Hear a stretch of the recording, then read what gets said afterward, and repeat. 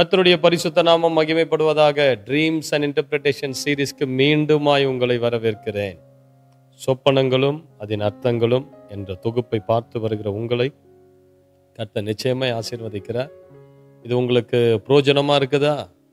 புரோஜனமா இருக்கும் என்று நாங்கள் விசுவாசிக்கிறோம். உங்களுக்கு வருகிற சொப்பனங்களை கீழே கமெண்ட்ல பதிவிடுங்க. கர்த்தர் சொப்பனங்கள் மூலமா நம்மோடு கூட இடைப்படுகிறவர். ஆகவே அந்த சொப்பனங்களுக்கான விளக்கங்களை நாம் அறிந்து கொள்வது மிகுந்த முக்கியம். ஆண்டவர் உங்களுக்கும் அப்படிப்பட்ட சொப்பனங்களை வியாக்கியானம் செய்யக்கூடிய ஞானத்தை கர்த்தர் தருவார். God bless you, God bless you. சரி, இன்றைக்கு ஒரு முக்கியமான சொப்பனத்தை குறித்து நாம் பார்க்க போகிறோம். எல்லாருக்கும் பொதுவாக வரக்கூடிய ஒரு சொப்பனம், ரொம்ப குழப்பத்தை விளைவிக்கக்கூடிய ஒரு சொப்பனமாகவும் இது இருக்கும். இது என்ன சொப்பனம்? திருமணம் ஆவது போன்றதான சொப்பனம். திருமணம் உங்களுக்கு நடப்பது போன்றதான கனவுகள். இதற்கு என்ன அர்த்தம்? இதற்கு என்ன அர்த்தம்? சில பேருக்கு திருமணம் ஆனவர்களுக்கு திரும்ப திருமணம் ஆவது போன்றதான கனவுகள் வரும். திருமணம் ஆகாதவர்களுக்கு திருமணம் ஆவது போன்றதான கனவு வரும். அல்லது சிலருக்கு யாரோ தெரியாத ஒரு நபரை திருமணம் செய்து கொள்வது போலதான கனவு வரும். சிலருக்கு ஒரே நபரை மீண்டும் மீண்டுமாய் நீங்கள் திருமணம் செய்வது போன்றதான கனவுகள். என்ன அர்த்தம் பாஸ்டர் இதுக்கெல்லாம்? என்ன விளக்கம்? ஏன் எனக்கு திருமணம் நடப்பது போன்றதான கனவு வருது? எனக்கு 50 வயசாச்சு, 60 வயசாச்சு, ஏன் எனக்கு திருமணம் அடிக்கடி நடப்பது போன்றதான கனவு? தொடர்ச்சியா அப்படிப்பட்ட கனவுகள் சிலருக்கு வந்து நிறைய குழப்பம், என்னன்னு புரியாத நீங்க ரொம்ப நீண்ட ஆண்டு காலங்களா அதுக்காக காத்திருக்கீங்க. ஆண்டவர் இதன் மூலமா உங்களுக்கு அந்த விளக்கத்தை தருவார். சரி, ஒரு வசனத்தை நான் வாசிக்கிறேன். ஆதியாகமம் 2ஆம் அதிகாரம் 24வது வசனம். இதன் நிமித்தம் புருஷன் தன் தகப்பனையும் தன் தாயையும் விட்டு தன் மனைவியோடு இசைந்திருப்பான், அவர்கள் ஒரே மாம்சமாயிருப்பார்கள். திருமண உறவு என்பது தேவனால் அங்கீகரிக்கப்பட்ட ஒன்று, தேவனால் ஏற்படுத்தப்பட்ட ஒன்று. தேவன் அதை பரிசுத்த மெய் விவாதம் என்று சொல்லி நம்ம அதை அழைக்கிறோம். பரிசுத்த மெய் விவாதம். தேவன் மனிதனோடு பண்ணுகிற ஒரு உடன்படிக்கை, தேவனுடைய சமூகத்தில் ஏறெடுக்கப்படுகிற ஒரு உடன்படிக்கை, அதுதான் திருமணம். சரி, இப்போ திருமணம் ஆனவர்களுக்கு இப்படிப்பட்ட கனவுகள் தொடர்ந்து வருகிறது. வேறு ஒருவரோடு திருமணம் செய்வது போன்றதான கனவுகள் வருகிறது. நல்லா கேளுங்க, பிசாசு எப்பவுமே நம்ம திருமண வாழ்க்கைக்குள்ள நுழைய அதிகமா ஆசைப்படும். கணவன் மனைவியினுடைய திருமண வாழ்க்கைக்குள்ள பிசாசு தந்திரமாய் நுழைய ஆசைப்படும். திருமணம் என்பது ஒரு உடன்படிக்கை. பைபிள் சொல்லுது, அவர்கள் இருவரும் திருமணத்துக்கு பிறகு வெவ்வேறானவர்கள் அல்ல, அவர்கள் இருவரும் ஒரே மாம்சமா இருப்பார்கள். அப்போ சொப்பனத்துல வேறு ஒரு நபரோடு கூட உங்களுக்கு திருமணம் நடப்பது போல நீங்க பார்க்கறீங்கன்னா, இது ஒரு பிசாசின் உடன்படிக்கைக்கு இது அடையாளம். பிசாசு உங்களுடைய வாழ்க்கைக்குள்ள நுழையறா, உங்களை கட்ட விரும்புகிறா, உங்களோடு கூட தங்க விரும்புகிறா, உங்களோடு கூட வாழ விரும்புகிறா. அதனால தான் சொப்பனத்தின் வழியாக, திருமணத்தின் வழியாக, ஆவி மண்டலத்துல நம்மோடு கூட பிசாசுகள் திருமண உறவை ஏற்படுத்தி கொள்ள அப்படிப்பட்ட சொப்பனங்களை நமக்கு காண்பிக்கிறார். நல்லா கேளுங்க, இதனுடைய விளைவுகள் என்ன ஆகும்? ஏற்கனவே திருமணம் நடந்தவர்களுக்கு நீங்க இப்படிப்பட்டதான உங்களுக்கு திருமணம் நடப்பது போன்றதான காரியங்களை பார்த்துட்டே இருக்கீங்க சொப்பனத்துல அப்படின்னா, இது உங்களுடைய திருமண வாழ்க்கைக்கு பிரச்சனைகளை கொண்டு வருகிற சொப்பனங்கள். இப்படிப்பட்ட சொப்பனங்கள் ஒரு திருமணத்துக்குள்ள பிரச்சனைகளை கொண்டு வந்து அவர்களை விவாகரத்து வரைக்கும் கொண்டு போகும். அந்த குடும்பத்துல சண்டைகள் அடிக்கடி, கணவன் மனைவிக்கு இடையே சண்டை, அவர்களுக்கு இடையே ஒரு பிரிவினை, ஒரு குழப்பம், கணவன் மனைவிக்கு இடையே ஒரு அண்டர்ஸ்டாண்டிங் இருக்காது. கணவன் வீட்டுக்குள்ள வரும்போதே மனைவியின் மேல ஒரு எரிச்சலோடு வருவான். கோபங்கள் கோபங்கள் இப்படிப்பட்ட சொப்பனம் அடிக்கடி உங்களுக்கு திருமணம் ஆவது போல வந்து கொண்டே இருக்கும்.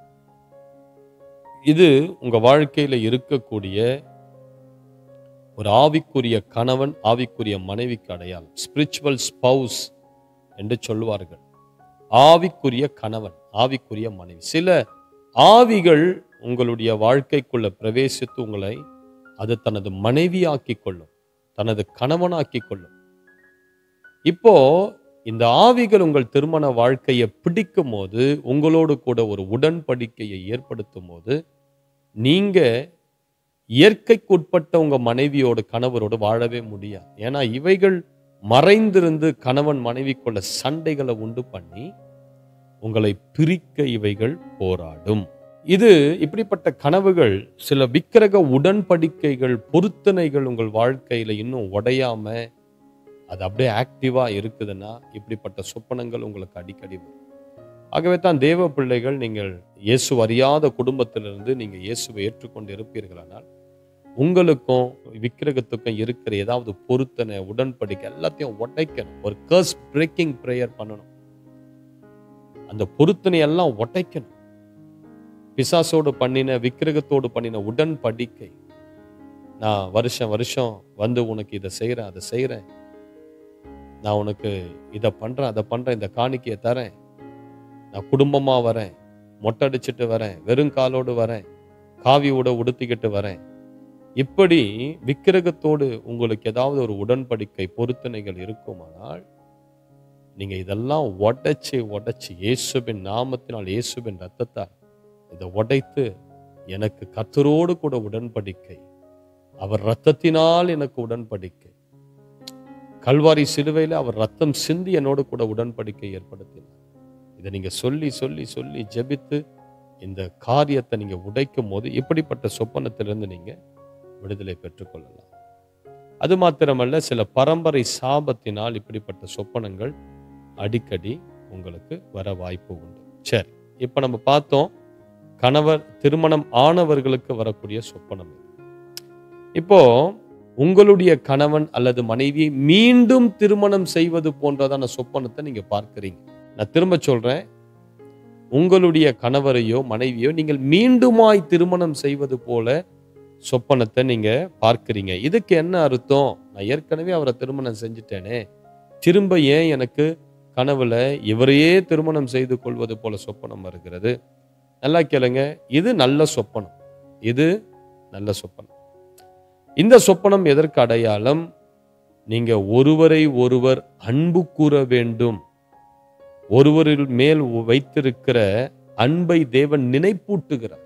கணவன் மேல நீங்க வைத்திருக்கிற அன்பை, மனைவியின் மேல நீங்க வைத்திருக்கிற அன்பை கர்த்தர் மீண்டுமாய் புதுப்பிக்கிறதற்கு இது அடையாளம்.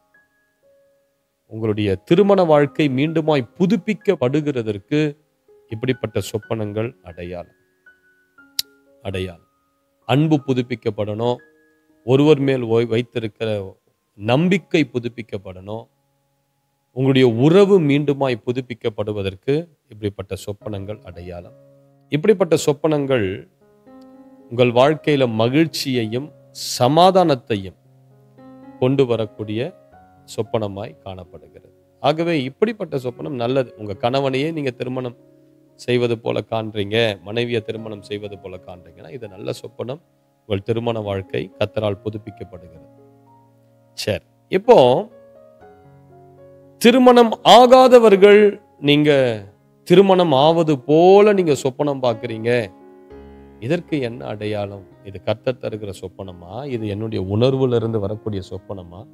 இதை நான் எப்படி பாஸ்டர் அடையாளம் கண்டு கொள்வது அப்படின்னு நீங்க கேட்டீங்கன்னா, நல்லா கேளுங்க. இப்போ உங்களுக்கு திருமணமே ஆகலை, ஆனா திருமணம் ஆவது போன்றதான சொப்பனத்தை பார்க்குறீங்க. இப்போ அந்த சொப்பனத்துல உங்களுடைய சூழ்நிலையை நீங்க பார்க்கணும்.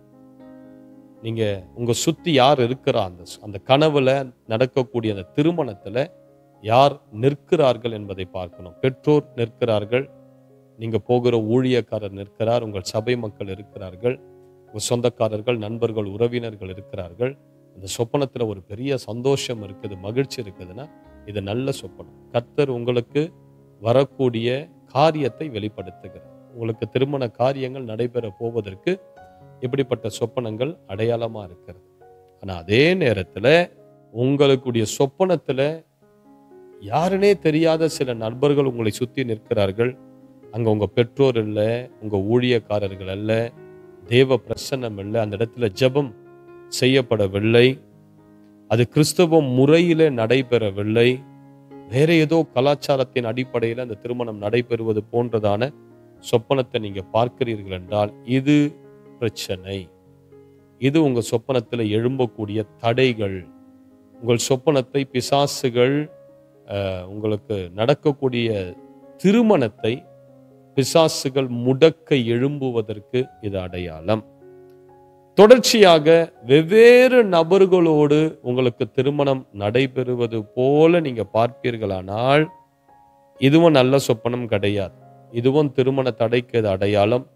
பிசாசின் போராட்டத்திற்கு இது அடையாளம். உங்கள் திருமணத்தை பிசாசுகள் தடை செய்கிறது. உங்களுடைய எதிர்காலத்தை பிசாசுகள் தடை செய்கிறது.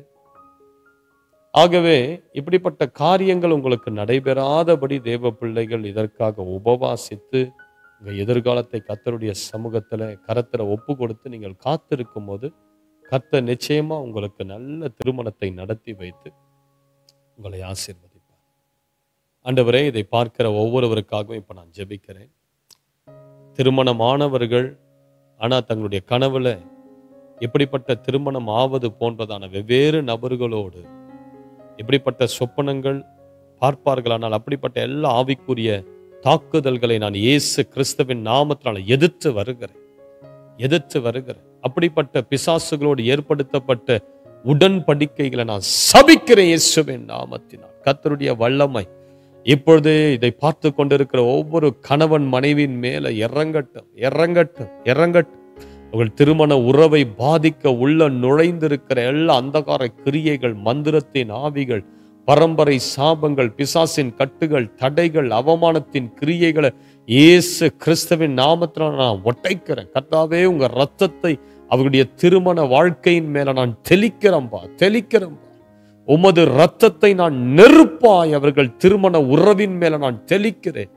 ஹல்லேலூயா. பிரிந்திருக்கிற குடும்பங்கள் இணைக்கப்படுவதாக. திருமணத்துக்கு விரோதமாய் பிசாசு வைத்திருக்கிற எல்லா அவனுடைய திட்டங்கள், அவனுடைய அசைன்மெண்ட்ஸ், அவனுடைய எல்லா தந்திரங்களை இயேசு கிறிஸ்துவின் நாமத்தினால், இயேசு கிறிஸ்துவின் திரு ரத்தத்தினால் அவைகள் நிர்மூலமாக நாங்கள் கட்டளையிட்டு ஜெபிக்கிறோம். ஒவ்வொரு திருமணங்களும் புதுப்பிக்கப்படுவதாக. பல வருடங்களாய் திருமணம் ஆகாமல் இருக்கிற போது பிள்ளைகளை கர்த்தர் ஆசீர்வதித்து இந்த ஜெபத்தை அவர்கள் கேட்டுக்கொண்டு இருக்கும் போதே உமது பிரசன்னம் அவர்களுடைய வாழ்க்கையெல்லாம் சுத்தமாக்கட்டும். அவர்கள் வாழ்க்கையில் இருக்கிற தடைகள் எல்லாம் நீங்கட்டும். நேர்த்தியான பாதைகளை, செவ்வையான பாதைகளிலே முது பிள்ளைகளை நடத்துவீராக. தடைகளை நீக்குகிறவர் உனக்கு முன்னே கடந்து போய் தடைகளை நீக்கி உன்னை வாசலால் பிரவேசிக்க பண்ணுவார் என்று சொல்லப்பட்ட வாக்கு தத்தத்தின்படி வாசல்களே உங்கள் தலைகளை உயர்த்துங்கள், அனாதி கதவுகளை உயருங்கள், மகிமையின் ராஜா உட்பிரவேசிப்பார். திருமண தடைகள் எல்லாம் உடைத்து மகிமையின் ராஜா முது பிள்ளைகளுடைய வாழ்க்கைக்குள்ள பிரவேசிக்க நான் ஜெபிக்கிறேன். அற்புதங்கள் நடக்கட்டும். திருமண வாழ்க்கையில் இருக்கிற சாபங்கள், பிசாசின் கிரியைகள், அந்தகார சக்திகளோடு ஏற்படுத்தப்பட்ட உடன்படிக்கைகள், விக்கிரக பொருத்தனைகள், விக்கிரக உடன்படிக்கைகள், பரம்பரை சாபங்கள், இரத்த சாபங்கள் எல்லாம் உடையட்ட இயேசு கிறிஸ்துவின் நாமத்தினால். திருமண வாழ்க்கை ஆசீர்வதிக்கப்படுவதாக. அவர்கள் இருவரும் இணைந்து பிள்ளைகளை பெற்று எடுப்பார்களாக. சபையில சாட்சியோடு நிற்பார்களாக. பிள்ளைகள் கர்த்தரால் போதிக்கப்பட்டு இருப்பார்களாக. நானும் என் வீட்டாருமோ என்றால் கர்த்தரையே சேவிப்போம் என்று சொல்லப்பட்ட வசனத்தின்படி உமது பிள்ளைகள் குடும்பமாய் அற்புதங்களும் அடையாளங்களுமாய் கர்த்தருக்கு எழும்பி நிற்பார்களாக என்று சொல்லி நான் ஆசீர்வதிக்கிறேன் இயேசு கிறிஸ்துவின் வல்லமையுள்ள நாமத்தில் பிதாவே. ஆமென், ஆமென். இந்த சொப்பனத்தின் விளக்கம் உங்களுக்கு பிரயோஜனம் உள்ளதா இருந்திருக்கும். ஆனால் கீழே கமெண்ட்ல இதை தெரிவிங்க. நண்பர்களோடு இதை பகிர்ந்து கொள்ளுங்கள். லைக் பண்ணுங்க. நோட்டிபிகேஷன்ஸை டர்ன் ஆன் பண்ணி கொள்ளுங்க. இதற்கு முந்தி சொப்பனத்தை குறித்ததான விளக்கங்களை பதிவிட்டு இருக்கிறோம். அதையும் பாருங்கள். கர்த்தர் நிச்சயமா உங்களை ஆசீர்வதிப்பார். God bless you. அடுத்த சொப்பனத்திற்கான விளக்கத்தோடு உங்களை சீக்கிரமா சந்திக்கிறேன். தேங்க்யூ.